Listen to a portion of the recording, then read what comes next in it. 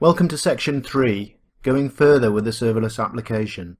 In this section, we're going to take a look at adding authentication to our serverless application using the Azure Active Directory. We'll look at securing the application with user authentication so that we can log into the application and log out. That's going to be really nice.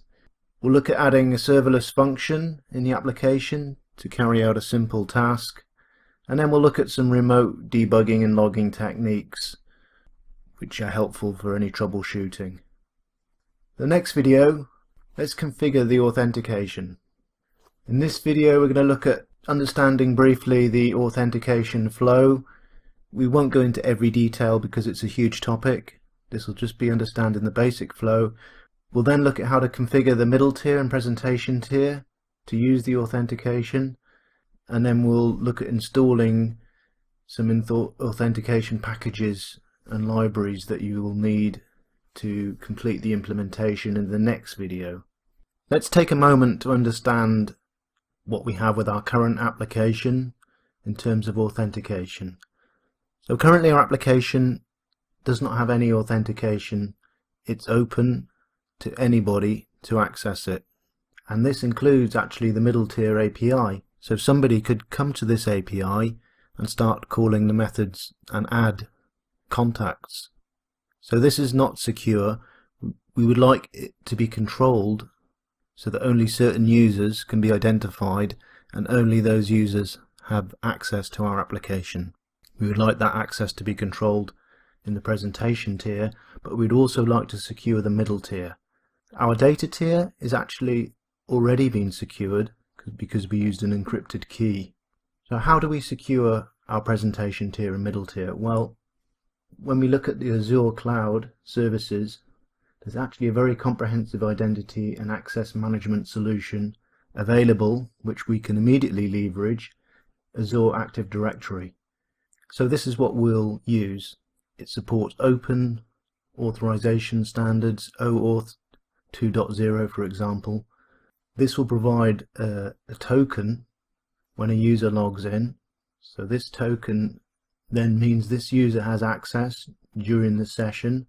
This same token we can then configure to also provide secure access to our middle tier REST API. So the diagram you can see basically shows the typical flow. The user will log on, Azure Active Directory will provide a token, the presentation tier will then give access to that user, and then the presentation tier will use the same token to access the middle tier securely. And once we've configured the authentication, only users that are identified using the Active Directory will have access to our presentation tier and our middle tier. Let's get started. Let's start configuring the authentication. So we go to the contacts application, our middle tier, and we'll enable the authentication and authorization. Very simple, switch it on, and then we can choose our type of authentication, and we'll choose Azure Active Directory. And then we'll configure the Azure Active Directory, and we'll just simply use the Express option, and you can leave the default name, which is actually going to be the same name as the middle tier, call it contacts application. So this is automatically now also configuring the Azure Active Directory, which we'll look at in a minute. So we're enabling the authentication for the middle tier using Azure Active Directory. It's very simple. Once you've enabled this, it means the middle tier should not be accessible to users unless they're logged in using the Azure Active Directory. So we can quickly test that. If you use an incognito window in Chrome, for example, or a private tab, this will make sure that there's nothing logged into the browser. So it's useful when you're testing authentication sometimes, just to ensure there's nobody logged in. Now, when you try and use the API, you'll see that you're forced to log in now using the Microsoft Azure Active Directory. So here I'm logging in. Azure is already defaulted to the same Microsoft identity that you have for your Microsoft Azure account, so you can use that one for testing. And here you can see once you've logged in, the API was then accessible. Now if we go back to our presentation tier, we'll just make a quick note of our URL for our application. You should remember it already, really. And let's then configure the Azure Active Directory. As I mentioned, this has already now been automatically configured to some default directory, and the contacts application was already added from the previous steps. We just need to make some further configuration. And the first thing is we can change the home page. This is not critical, but typically we'll change the home page to something on the presentation tier. So we'll just paste our presentation tier. This is our entry point for our application, so it's Angular contacts rather than the middle tier itself. And we can save that.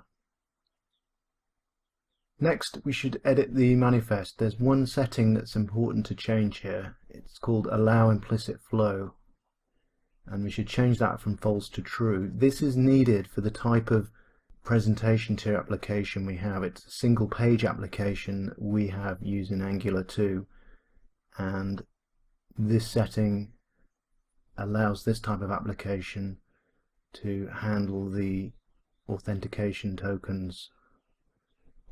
The details are beyond this course, but this setting is quite simple to change. If you save the file, it will be applied automatically and there's no further steps needed.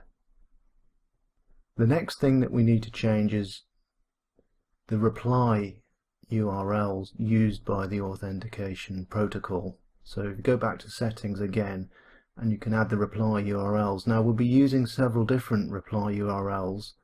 One of them is for testing, and the other two are for our presentation tier and for our middle tier. So we need to add the URLs. This is basically which parts of the code are going to be calling the authentication, plus locally when we're testing the authentication. So I'm using port 4201 localhost, so you should also add your local host and port for when you're testing authentication locally. So this is before you've deployed the presentation tier. You may want to run your application locally, and if it's using authentication, then you'll need this reply address to be in the list. Should also make a note of the application ID, and we'll need this in the next video for our implementation. So this is also known as a client ID, and we'll be using that when we're using the authentication protocol. So this is a very important ID, and we'll use that later.